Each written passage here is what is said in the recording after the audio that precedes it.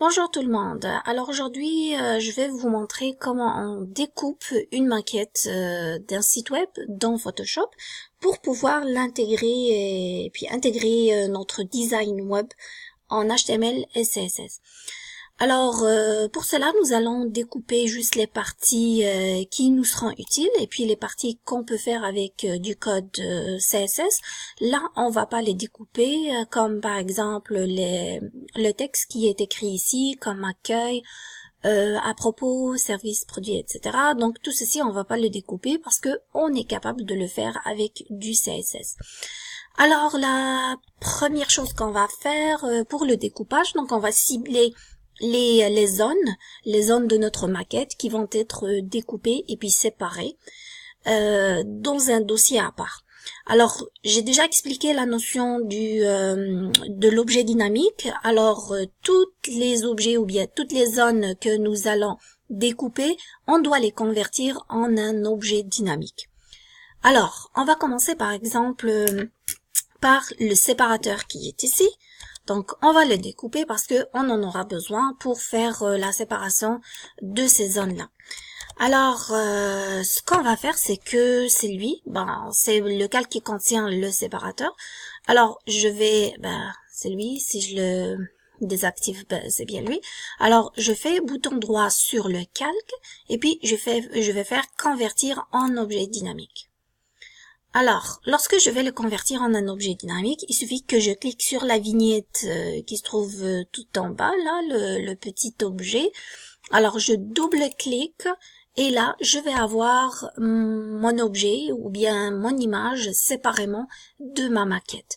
Donc, par la suite, je vais faire fichier, enregistrer, non pas enregistrer, mais je vais faire exportation et puis je vais enregistrer sous format web. Et je vais choisir le format PNG parce que je veux que mon image soit transparente là où je la mets. Elle va prendre l'arrière-plan du fond là où elle est posée.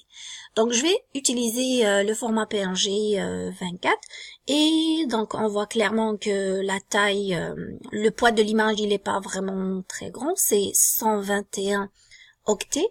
Par la suite, enregistrer, je vais faire enregistrer pour enregistrer mon image. Donc je vais la mettre dans le dossier qui me servira pour l'intégration HTML et CSS que j'ai nommé ici image site. Et puis je vais enregistrer, je vais faire save. Alors là, ok. Et là mon image elle est bien enregistrée. Si je me rends sur le dossier, je vais la trouver ici. Alors, tout ce travail-là, tout ce découpage, on va le faire un par un. Bon, là, je vais fermer mon image. Enregistrer, je vais faire oui. Et là, donc, je vais me rendre aussi ici sur mon image. Et là, maintenant, je vais découper le logo. Donc, c'est juste un logo que j'ai créé juste pour faire la démo. Donc, là, je vais faire donc la même chose.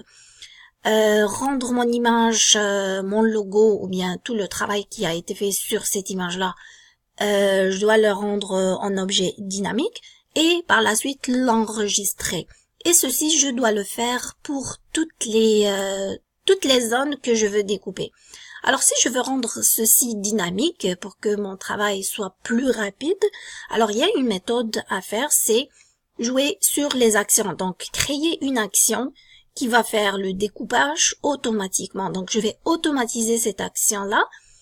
Et pour le faire, donc, il faut cliquer sur ce bouton-là, action. Mais si vous l'avez pas, il suffit d'aller sur fenêtre. Et puis, vous allez trouver action ici. Et puis, l'activer. Donc, moi, je l'ai déjà ici. Alors, qu'est-ce que je vais faire? C'est que il faut cliquer sur le bouton action. Là, je vais créer une action à l'intérieur. Bon, ça, c'est un dossier que j'ai créé. Donc, je vais créer une action. Donc, je vais créer un calque d'abord. Je vais nommer le calque, par exemple, découpage. Voilà. Découpage. Enregistrer. Et là, on a vu que l'enregistrement, il s'ouvre. Donc, il commence. Alors, là, je vais cliquer bouton droit sur mon calque que je veux découper. Donc, je fais bouton droit. je vais convertir en un objet dynamique. Et vous voyez, là mon action elle s'ajoute ici. Par la suite, je double-clique sur le petit icône. Là, vous le voyez que ça se rajoute ici aux actions de mon découpage. Par la suite, donc là, je vois clairement que mon image elle a été découpée. Par la suite, j'enregistre, enregistrer, exportation, enregistrer pour le web. Et je vais vérifier que c'est bien en PNG, enregistrer. Ça va être enregistré ici dans mon dossier image site. Save. OK. Et là, je vais fermer ma fenêtre. Fermer. Je vais faire un oui. Et là, ça a été enregistré. Donc, toutes ces étapes-là font partie de mon action découpage. Et là, je dois arrêter l'enregistrement. Donc, ça, c'est un enregistrement qui enregistre les actions qui ont été faites. Et là, maintenant, j'ai toute cette série d'actions ou bien d'actions, oui, que j'ai faites pour faire le découpage. Alors là, si je me rends à mon dossier, je vais trouver que mon logo, il a été bien découpé. Alors, là, si je veux refaire, par exemple, je vais prendre cette image. OK, on va rapetisser les dossiers. Comme ça, on n'en aura pas beaucoup. Oui. Alors là, si je veux découper l'image, c'est laquelle? C'est celle-là. OK. Si je veux découper cette image-là, ben, il suffit maintenant de juste cliquer sur le calque de l'image, cliquer sur l'action découpage et par la suite, lancer le découpage. Et là, le découpage, il va se faire automatiquement. Et mon image va s'enregistrer directement dans mon dossier. Là, si je veux vérifier, je vais venir ici et puis là, j'ai mon image qui a été bien découpée en format PNG et transparente. OK? Alors, je ferme cette image-là. Je peux revenir, faire la même chose pour, par exemple, cette image. Et comme vous le voyez, là, mon image, il est rendu, mon calque, il est rendu en objet dynamique. Alors, c'est cette image-là, juste pour vérifier, c'est bien celle-là. Donc, clique sur le calque, cliquez sur l'action, lancez l'action, et là, tout ceci va se faire automatiquement. Et par la suite, si je viens ici et que je vérifie, je vais trouver que mon image, elle a été bien découpée, et très bien découpée, et enregistrée à l'endroit où je l'ai mentionné.